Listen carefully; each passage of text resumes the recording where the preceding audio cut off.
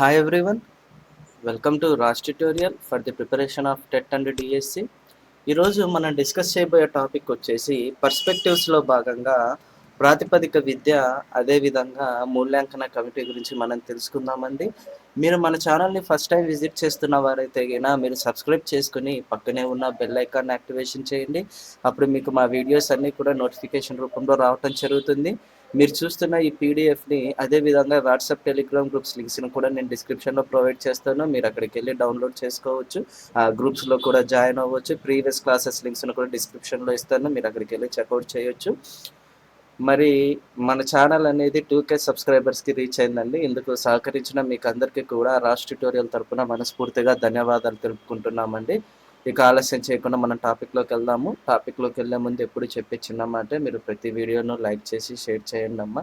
అప్పుడే మన ఛానల్కి రీచ్ అనేది పెరుగుతుంది. చాలామంది తెలియని వారికి కూడా యూట్యూబ్ రికమెండ్ చేయడం అనేది ఇంప్రూవ్మెంట్ కనపరుస్తుంది. ఓకేనా?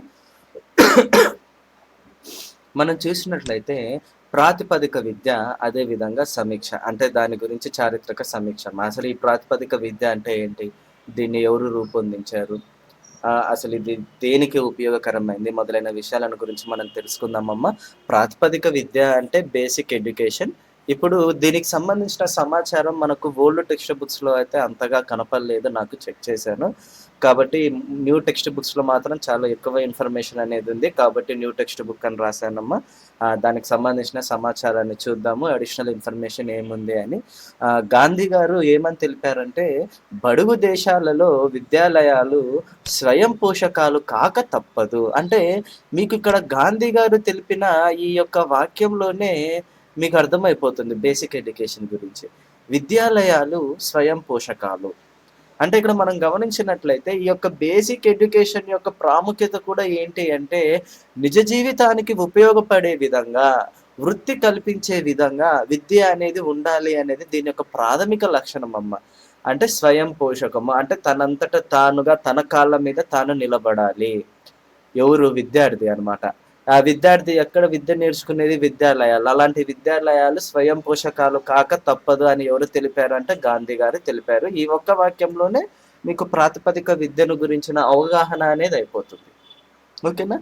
ఇప్పుడు ఈ ప్రాతిపదిక విద్యను ఎవరు రూపొందించారని మనం గమనించినట్లయితే గాంధీ గారు రూపొందించారమ్మా. ఏ సంవత్సరంలో అంటే 1937లో. అంటే అప్పటికి ఇంకా మనకు స్వతంత్రం రాలేదు. మరి ఈ యొక్క ప్రాతిపదిక విద్యకే మరొక పేరు ఏంటి అంటే వార్ధా విద్యా ప్రణాళిక. క్వశ్చన్ పేపర్లో ప్రాతిపదిక విద్య అని ఇవ్వరమ్మా, వార్ధా విద్యా ప్రణాళిక అని ఇస్తారు. ఎందుకు అంటే ప్రాతిపదిక విద్య అంటే ప్రతి ఒక్కరు గుర్తుంచుకుంటారు, కానీ వార్తా విద్యా ప్రణాళిక అనేది మాత్రం ఐడెంటిఫై అవ్వదు. కాబట్టి ఎగ్జామినర్ ఏం చేస్తారంటే ఈ యొక్క వార్తా విద్యా ప్రణాళిక మీద బేస్ చేసుకొని క్వశ్చన్స్ అడుగుతారు. ఓకేనా? మరి ఇది మనం గమనించినట్లయితే ఈ యొక్క విద్యా ప్రణాళిక, ఈ యొక్క వార్ధా విద్యా ప్రణాళిక బ్రిటిష్ వారి కాలంలో రూపొందించిన మొట్టమొదటి స్వదేశీ విద్యగా పేర్కొనటం అనేది జరిగిందమ్మా. ఓకేనా?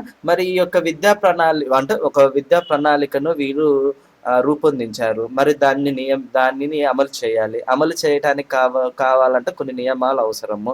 మరి ఆ యొక్క నియమాలను రూపొందించుటకు ఎవరి అధ్యక్షతన కమిటీని వేశారు అంటే డాక్టర్ జాకీర్ హుస్సేన్ అధ్యక్షతన కమిటీని వేశారమ్మా. ఎందుకు? ఈ యొక్క వార్ధా విద్యా ప్రణాళికను అమలు చేయటానికి నియమాలను రూపొందించమని జాకీర్ హుస్సేన్ గారి అధ్యక్షతన ఒక కమిటీని నియమించడం అనేది జరిగింది. ఈ యొక్క వార్ధా విద్యా ప్రణాళికనే ఏమంటాము అంటే నయా తాలిం అని పిలవటం అనేది జరుగుతుందమ్మా. ఇది ఏంటి అంటే ఆ తర్వాత కాలంలో ఈ యొక్క నయా తాలిమే ఆ తర్వాత కాలం అంటే నయా తాలిం అంటే మరి ఒక అర్థం ఏంటి అంటే నూతన విద్యా విధానము. చూడండి, ఇప్పుడు వార్ధా విద్యా ప్రణాళికని ఏమంటాము? ప్రాతిపదిక విద్య అంటే ఏంటి? రూపాంతరం చెందింది. మరి ఈ యొక్క విద్యా ప్రణాళికని ఏమంటున్నాము అంటే నయా తాలిం అంటామమ్మ. దాన్నే నూతన విద్యా విధానం అంటారు. దాని తర్వాత అవి మళ్ళీ ఏ రకంగా మారింది అంటే జాతి వికాసానికి, వ్యక్తి వికాసానికి, దేశ సంపదకు ఇది పునాది అయింది. అందువల్ల ఏమవుతుంది అంటే దీన్ని ప్రాతిపదిక విద్యగా చెప్పడం జరుగుతుంది. ఓకేనా? నెక్స్ట్ ఇంగా మనం గమనించినట్లయితే, ఇందాక మనం చెప్పాను పైన స్వయం పోషకాలు కాక తప్పదు అని గాంధీ గారు. అంటే అందులోనే మీకు పూర్తవుతుంది. అంటే ప్రాతిపదిక విద్యకు సంబంధించిన మొత్తం అవగాహన మీకు ఆ యొక్క వాక్యంలోనే అర్థమవుతుందని చెప్పాను గదా! చూడండమ్మా. విద్యార్థి తన విద్యా వ్యాసంగాన్ని పూర్తి చేసుకొని, తరువాత అతడు తన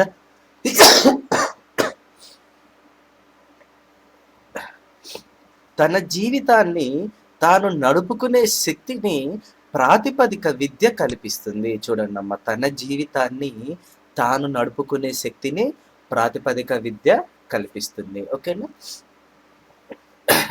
మరి ఈ యొక్క ప్రాతిపదిక విద్య యొక్క లక్షణాలు ఏంటి అంటే స్వయం పోషకత్వం. అంటే విద్యార్థి విద్యాలయంలో విద్యను అభ్యసిస్తాడమ్మా. ఆ తర్వాత విద్యను ఆర్జించి బయటకొస్తాడు. బయటకొచ్చినప్పుడు ఏంటి అంటే ఆ విద్యార్థి తన కాళ్ళ మీద తను నిలబడే విధంగా ఆ యొక్క విద్య అనేది ఉపయోగపడాలి. అదే స్వయం పోషకత్వం. మొదటి లక్షణం ఏంటి అంటే సో ప్రాతిపదిక విద్యలో మొదటి లక్షణం ఏంటి అంటే స్వయం పోషకత్వం. విద్యార్థి తన కాళ్ళ మీద తాను నిలబడగలగాలి. రెండవది సాంస్కృతిక లక్ష్యం. అంటే సంస్కృతి పరిరక్షణమ్మ. అంటే ఏంటంటే సంస్కృతిని పరిరక్షించాలి. మన ఆచార సంప్రదాయాలు కావచ్చు, మంచి పద్ధతులు, ధర్మాలు, నీతి, నియమాలు ఇలాంటివన్నీ కూడా విద్య అనేది విద్యార్థికి నేర్పించాలి. ప్రాతిపదిక విద్య అనేది నేర్పించాలి. ఓకేనా?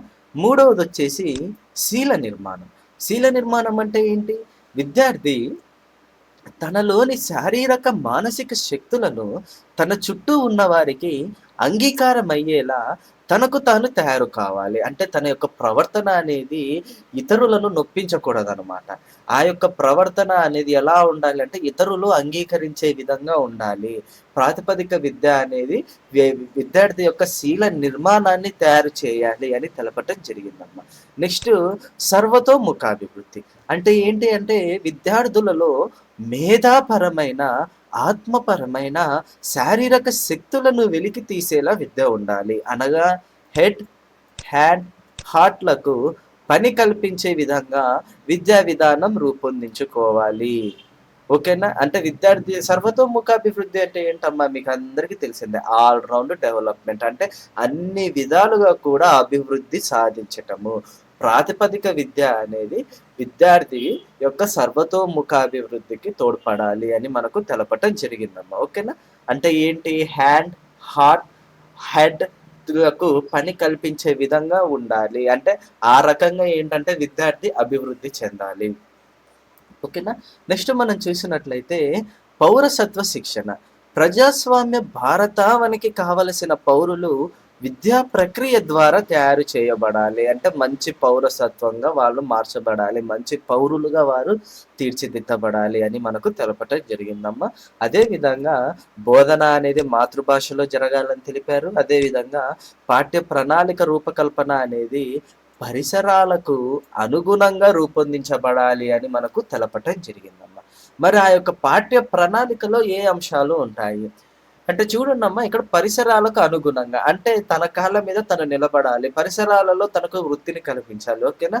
చూడండి. ఆ యొక్క పాఠ్య ప్రణాళికలో ఉన్న అంశాలు ఏంటి అంటే నూలు వడకటం, వడ్రంగి, వ్యవసాయం, చేపల పెంపకం, తోటల పెంపకం, తోలు వస్తువుల తయారీ, కుండల తయారీ, ఆడపిల్లల ఇంటి పనులు, మాతృభాషా బోధన, గణితం, భూగోళ శాస్త్రం, చరిత్ర, పౌరశాస్త్రాల అధ్యయనం, చిత్రలేఖనం, సంగీతం, భౌతిక రసాయన జంతు మొక్కల శాస్త్రం. అంటే టోటల్ ఇక్కడ మనము సింపుల్‌గా గుర్తుంచుకోవాలంటే పాఠ్య ప్రణాళికలోని అంశాలు పనులకు సంబంధించి అంటే పని కల్పించేవి ఎన్ని ఉన్నాయి అంటే 7 ఉన్నాయమ్మా చూడండి. నూలు వడకటం, వడ్రంగి, వ్యవసాయం, చేపల పెంపకం, తోటల పెంపకం, తోలు వస్తువుల తయారీ, కుండల తయారీ ఇవన్నీ కూడా ఈ 7 కూడా పనులకు సంబంధించినయి. ఓకేనా? మరి సబ్జెక్ట్స్‌కి సంబంధించినయి ఏంటి? చూడండి. గణితం ఇంక మీరు సింపుల్‌గా గుర్తుంచుకోవాలంటే మ్యాథ్స్, సోషలు, సైన్స్ అని గుర్తుంచుకోండమ్మా సరిపోతుంది. ఏమవుతుందంటే మ్యాథ్స్, సోషల్ అంటే మీకు అందరికీ తెలిసిందే. Geography, history, civics, economics. అదే ఇక్కడ మీకు రావటం జరిగింది. భూగోళ శాస్త్రం, చరిత్ర, పౌరశాస్త్రాల అధ్యయనం. సైన్స్ అంటే మీకు తెలిసిందే ఏంటి? Biology, botany, zoology, physics, chemistry చూడండి. భౌతిక, రసాయన, జంతు, మొక్కల శాస్త్రాలు అంటే మ్యాథ్స్, సైన్స్, సోషల్. ఓకేనా? నెక్స్ట్ దానికి అదనంగా ఏమిచ్చాడు? చిత్రలేఖనం, సంగీతం.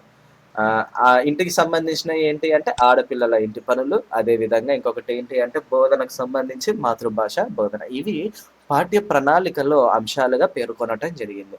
మరి ఈ యొక్క ప్రాతిపదిక విద్య యొక్క అనుకూలతలేంటి? ప్రతికూలతలేంటి అని మనం గమనించినట్లయితే, విద్యార్థులు తమ కాళ్ళపై తాము నిలబడేలా ఈ విద్యా విధానం వీలు కల్పిస్తుంది. అంతే కదమ్మా! పాఠ్య ప్రణాళికలో ఎన్నో పనికి సంబంధించిన అంశాలను పొందుపరిచారు. అవన్నీ వారు నేర్చుకున్నప్పుడు ఏమవుతుంది అంటే, వారు విద్యను ముగించుకొని బయటకు వచ్చిన తర్వాత వారి కాళ్ళపైన వారు నిలబడగలరు ఆయా వృత్తుల్లో. ఓకేనా? అదే విధంగా తద్వారా ఏంటి? ఆర్థిక ఉత్పాదకతను పెంచవచ్చు. అంటే ఆర్థికంగా లాభాన్ని ఆర్జించవచ్చు. అదే విధంగా ఆ యొక్క పనులు నేర్చుకోవటం మూలాన ఏమవుతుంది అంటే, కుల మరియు స్థాయి వర్గీకరణలను తొలగిస్తుంది. అదే విధంగా లెర్నింగ్ బై డూయింగ్ అన్నమాట. అంటే చేయడం ద్వారా నేర్చుకోవటానికి వీలు కల్పిస్తుంది. బోధనగా మాతృభాషను గుర్తిస్తుంది. ప్రజాస్వామ్య విలువలను పరిరక్షిస్తుంది. ఇది వాటి ప్రాతిపదిక విద్య యొక్క అనుకూలతలమ్మ. మరి ప్రతికూలతలు ఏంటి అంటే, పాఠశాలను ఇది ఒక చిన్న కర్మాగారంగా మార్చేస్తుంది. అంటే పారిశ్రామిక కేంద్రంగా అంటే అందరూ కూడా అక్కడ పనులు నేర్చుకోవడానికే వెళ్తుంటారు కాబట్టి అదొక పాఠశాలగా భావించబడదు. అక్కడ ఏమవుతుందంటే అదొక చిన్న పారిశ్రామిక కేంద్రంగా పాఠశాల అనేది మారిపోవటం అనేది జరుగుతుంది. ఈడ మనం చూసినట్లయితే ఎన్ని రకాలుగా చూసినా పాఠ్య ప్రణాళికలను పరిసరాలకు అనుగుణంగా నిర్మించారు. విజ్ఞానానికి అనుగుణంగా కాదు. కాబట్టి ఇక్కడ మనం గమనించినట్లయితే శాస్త్రీయ విజ్ఞానంను ఏ రకంగా కూడా ఇక్కడ పెంచటానికి, అభివృద్ధి చేయటానికి ఏ రకంగా కూడా వీలు పడదమ్మా. ఇవి 2 కూడా ప్రాతిపదిక విద్యలో ఉన్న ప్రతికూలతలు. నెక్స్ట్ ఆ యొక్క విద్య యొక్క ప్రాతిపదిక విద్య యొక్క ప్రాముఖ్యత. కొఠారి కమిషన్ ఏమని తెలిపారు అంటే, ఈ యొక్క విద్యా విధానాన్ని పూర్తిగా సమర్థించటం జరిగింది. అదే విధంగా యునెస్కో కమిషన్ ఆన్ ఎడ్యుకేషన్ కూడా తన యొక్క నివేదికలో ఏమని తెలిపారు అంటే, లెర్నింగ్ టు బి అనే ఆ యొక్క నివేదికలో ప్రాతిపదిక విద్యను సమర్థించటం అనేది జరిగింది. ఓకేనా?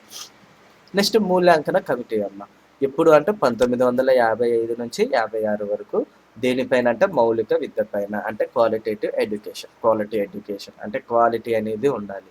మరి ఈ యొక్క మూల్యాంకన కమిటీని నియమించడానికి గల అంశం ఏంటి అంటే ఉపాధ్యాయులకు సరైన అవగాహన, అదే విధంగా నైపుణ్యాన్ని ఇవ్వటానికమ్మ. అధ్యక్షుడు ఎవరు అంటే మూల్యాంకన కమిటీ అధ్యక్షులు ఎవరు అంటే రామచంద్ర గారు.